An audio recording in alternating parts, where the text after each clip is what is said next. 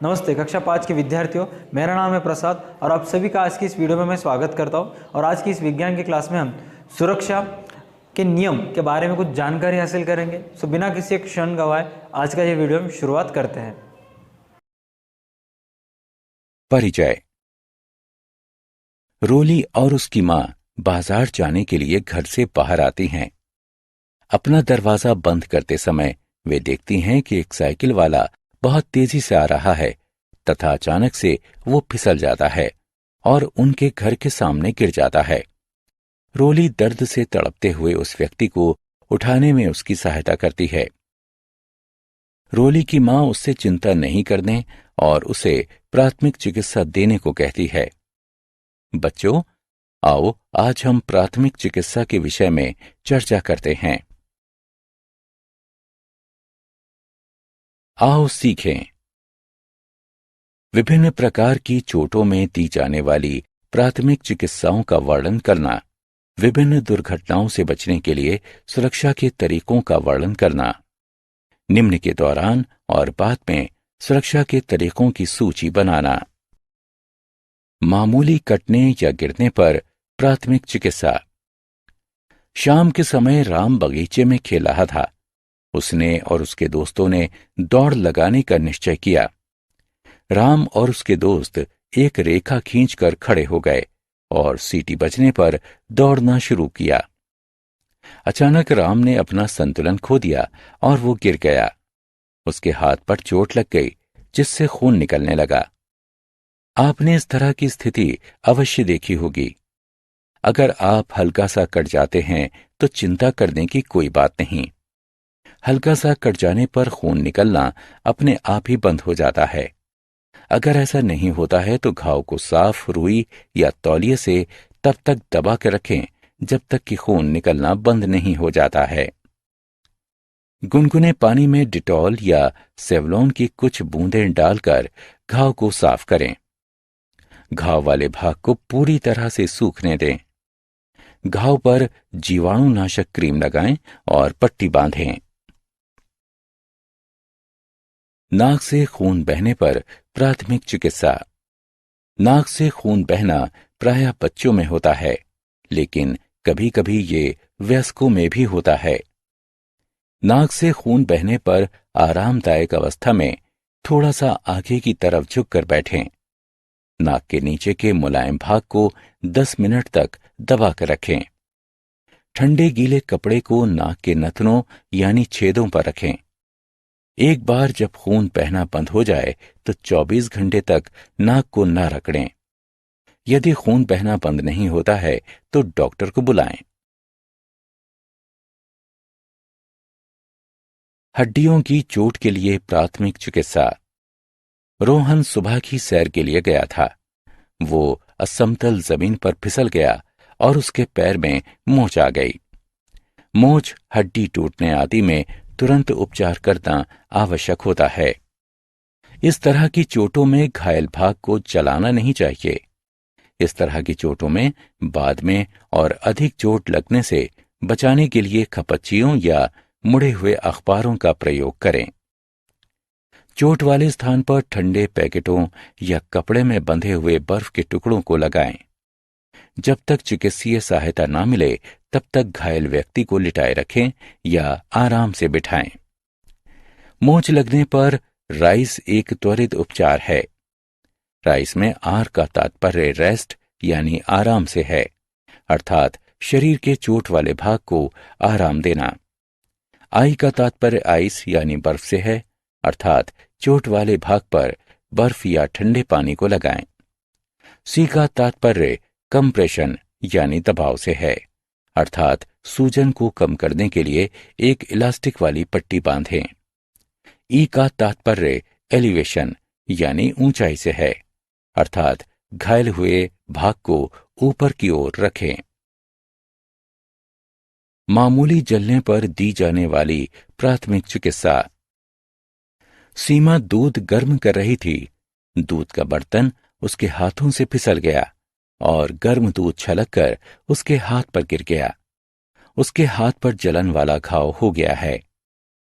जलन वाले घाव 3 प्रकार के होते हैं। प्रथम श्रेणी, द्वितीय श्रेणी और तृतीय श्रेणी। जलन वाले घाव सामान्य रूप से आग, बिजली के तारों और रसायनों से होते हैं। जले हुए भाग की जलन को कम करने और त्वचा की क्षति को कम करने के लिए सभी जलन वाले घावों का उपचार किया जाता है। प्रथम श्रेणी के जलन वाले घावों में प्रभावित भाग से कपड़े को निकाल दें और उस पर ठंडा पानी डालें। तेल या मक्खन नहीं लगाएं। सूखने के बाद प्रभावित भाग पर जलन से बचाने वाला जेल या क्रीम लगाएं। अधिक जलने पर दी जाने वाली प्राथमिक चिकित्सा। जब ऊतकों को होने वाली क्षति बहुत अधिक होती है तो ये अधिक जलन वाले घावों की श्रेणी में आते हैं। अधिक जलन वाले घावों की अवस्था में द्वितीय और तृतीय श्रेणी के जलन वाले घावों के लिए तुरंत चिकित्सीय सहायता लें। प्रथम श्रेणी वाले जलने वाले घावों के लिए निर्देशों का पालन करें। अधिक जलने वाले घाव क्या करें और क्या ना करें। अधिक जलन वाले घावों की अवस्था में क्या करें और क्या ना करें। जले हुए भाग को खुला रखें। सभी प्रकार के जलन वाले घावों में प्रभावित भाग की जलन को कम करने के लिए ठंडा पानी डालते रहें। प्रभावित भाग पर बर्फ का पानी न डालें। जले हुए भाग पर बर्फ न रगड़ें। तेल या मक्खन न लगाएं। चिपके हुए कपड़ों को न हटाएं। कीड़े का डंक। कीड़े के काटने और डंक से त्वचा में तुरंत जलन प्रारंभ हो जाती है। चींटी के काटने और मधुमक्खियों और भंवरों के डंक से भयंकर दर्द होता है। एक सीधी धार वाली वस्तु को डंक के आसपास रगड़कर डंक को निकालें। उस भाग को साबुन और पानी से हल्के धोएं। डंक वाले भाग पर कपड़े से लपेटकर बर्फ को रखें। क्रीम लगाएं जिससे कि जलन वाली खुजली कम हो जाए।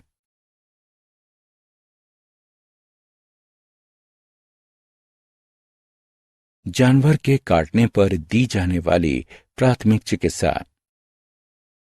जब जानवरों को उकसाया जाता है या वे खतरे में होते हैं तब वे हमला कर देते हैं। जानवरों का मामूली सा काटना और खरोंचना भी खतरनाक सिद्ध हो सकता है।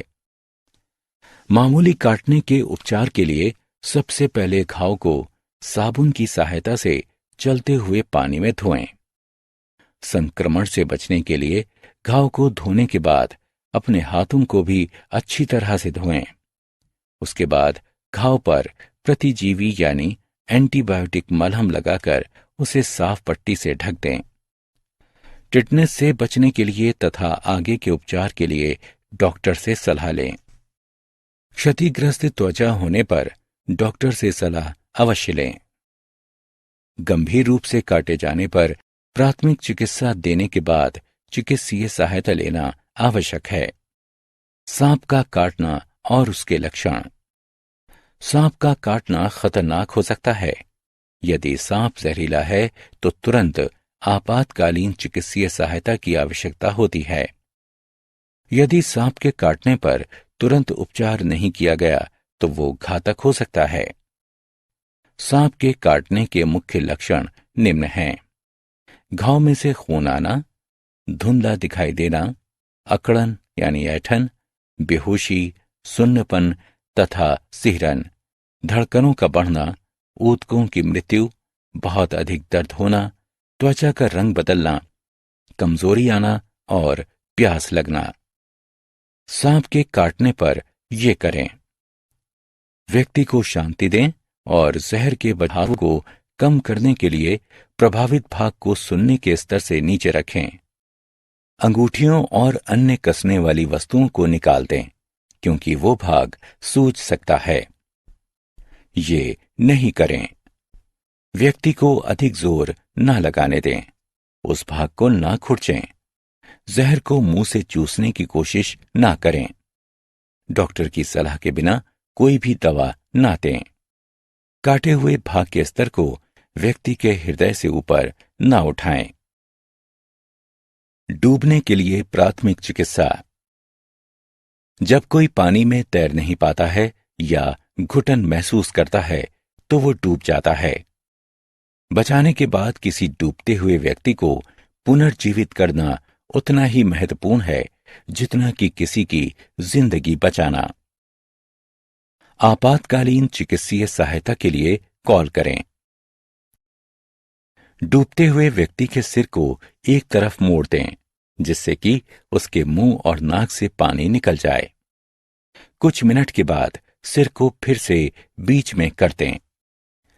अपने मुंह से घायल व्यक्ति के मुंह में 4 बार जोर से सांस दें, जैसे कि आप उसको और उसकी नाक को दबाते हैं। इस प्रकार वायु सांस के रास्ते और फेफड़ों में भरे हुए पानी को निकाल देती है। 4 तेज सांस देने के बाद अपने कान को उसके मुंह के पास ले जाएं और सांस की किसी हलचल को जानने के लिए उसकी छाती को देखें। व्यक्ति जीवित है या नहीं, इसके लिए उसकी नाड़ी को देखें। जब तक व्यक्ति सांस लेना शुरू नहीं कर देता या कोई चिकित्सीय सहायता उसके पास नहीं पहुंचती है, तब तक फिर से उस व्यक्ति को हर 1 मिनट के बाद मुंह से मुंह में सांस दें। भूकंप के दौरान और भूकंप के बाद की सुरक्षा। भूकंप के दौरान सुरक्षा। यदि आप अपने घर के अंदर हैं तो पढ़ाई वाली डेस्क या मेज के नीचे छिप जाएं या फिर कमरे के किनारों में खड़े हो जाएं। बाहरी दीवारों और खिड़कियों, बड़े फर्नीचरों और लटकने वाले चित्रों या शीशों के पास खड़े ना हों। यदि आप रसोई घर में हैं तो शरण लेने से पहले स्टोव को बंद कर दें। बिजली के मुख्य स्विच को बंद कर दें। यदि आप घर से बाहर हैं तो ऐसे खुले स्थान पर चले जाएं जो कि इमारतों और बिजली की लाइनों से दूर हों। यदि आप गाड़ी चला रहे हैं तो बिजली की लाइनों, बिजली के खंभों, पेड़ों के नीचे या उनके पास गाड़ी ना रोकें। जब तक भूकंप चला नहीं जाता, जब तक आप अपनी गाड़ी में ही रहें। भूकंप के बाद ये सुनिश्चित कर लें कि सभी सुरक्षित हैं या नहीं। यदि उस स्थान पर आपातकालीन सहायता की आवश्यकता हो तो कॉल करें। सुरक्षा के लिए तुरंत ही अपने स्थान की जांच करें। बिजली के स्विच और उपकरणों को तब तक चालू ना करें जब तक कि आप ये सुनिश्चित ना कर लें कि वे सही तरह से काम कर रहे हैं। नीचे गिरी हुई बिजली की लाइनों से दूर रहें और जमीन पर गिरे हुए तारों, खंभों पर लटके हुए तारों या उनसे छूने वाली वस्तुओं को भी ना छुएं। गिरे हुए तारों में करंट हो सकता है, जिन्हें छूने पर झटका या चोट लग सकती है या फिर मृत्यु भी हो सकती है। बाढ़ के दौरान और बाढ़ के बाद की सुरक्षा। आपातकालीन सामग्री को अपने साथ रखें। बाढ़ की स्थिति के लिए रेडियो या टेलीविजन सुनकर सूचना प्राप्त करें। क्षेत्र के विभिन्न रास्तों से निकलने के लिए निर्देशों का पालन करें। अपनी और अपने परिवार की सुरक्षा के लिए प्राधिकरण द्वारा दिए गए निकासी संबंधी निर्देशों को नजरअंदाज न करें। यदि समय हो तो बिजली के उपकरणों को बंद कर दें। गैस, बिजली और पानी की मुख्य सप्लाई को भी बंद कर दें। यदि आप गीले हों या पानी में खड़े हों तो बिजली के उपकरणों को ना छुएं। बाढ़ के पानी का प्रयोग करने से बचें क्योंकि वो कच्चा मलमूत्र, हानिकारक जीवाणु या टूटी हुई बिजली लाइनों से निकलने वाला विद्युत प्रवाह से युक्त हो सकता है। केवल तभी घर वापस लौटें जब उस जगह को सुरक्षित घोषित कर दिया जाए। जूते और दस्ताने पहनकर घर को साफ करें। बाढ़ के संक्रमित पानी का नहाने, धोने और खाना बनाने में प्रयोग न करें। बाढ़ के अधिक पानी से लगने वाली चोटों से बचें। बाढ़ के पानी या संक्रमित वस्तुओं से होने वाली बीमारियों से बचें। पीने, खाना बनाने और व्यक्तिगत स्वच्छता के लिए साफ, उबला हुआ या कीटाणु रहित पानी का प्रयोग करें। जो भोजन बाढ़ के पानी के संपर्क में आया हो उसे फेंक दें। चक्रवात के दौरान और चक्रवात के बाद की सुरक्षा। चक्रवात के दौरान सुरक्षा। चक्रवात आने पर सभी बिजली के उपकरणों को बंद कर दें। वर्तमान स्थिति जानने के लिए रेडियो द्वारा संपर्क में बने रहें। इमारत के सबसे मजबूत भाग में घर के अंदर रहें। निकासी और आपातकालीन किटों के साथ हमेशा तैयार रहें। यदि इमारत में दरारें आनी शुरू हो जाएं, तो स्वयं को बचाने के लिए रजाइयों, गलीचों या कंबलों को लपेटकर मजबूत मेज या बेंच के नीचे छिप जाएं। चक्रवात के बाद सुरक्षा। जब तक बाहर जाना सुरक्षित घोषित न कर दें, तब तक बाहर ना जाएं। यदि बिजली के उपकरण गीले हों तो उन्हें चालू ना करें। स्थानीय रेडियो पर दी जाने वाली आधिकारिक सूचनाओं और सलाहों को सुनें। यदि आपने प्राधिकरण द्वारा दिए गए निर्देशों के बाद घर छोड़ दिया हो, तो तब तक घर वापस न लौटें जब तक आपको वापस आने की सलाह न दी जाए। बिजली की गिरी हुई लाइनों, टूटी हुई इमारतों और पेड़ों से सावधानी बरतें और बाढ़ के पानी के पास ना जाएं। हमने क्या चर्चा की? मामूली कट जाने पर घाव की सफाई करने के बाद उस पर जीवाणुरोधी क्रीम लगाएं और पट्टी बांधें। नाक से खून बहने पर आरामदायक अवस्था में थोड़ा सा आगे की तरफ झुककर बैठ जाएं और नाक के नीचे के मुलायम भाग को 10 मिनट तक दबा के रखें। राइस, आराम, बर्फ, दबाव तथा ऊपर की ओर रखना हड्डियों की चोट और मोच के लिए दिए जाने वाले तुरंत उपचार के आधारीय तत्व हैं। सभी प्रकार के जलने वाले घावों के प्रभावित भागों पर जलन कम करने के लिए ठंडा पानी डालें। तेल या मक्खन कभी ना लगाएं। द्वितीय और तृतीय श्रेणी के लिए तुरंत चिकित्सीय सहायता लें।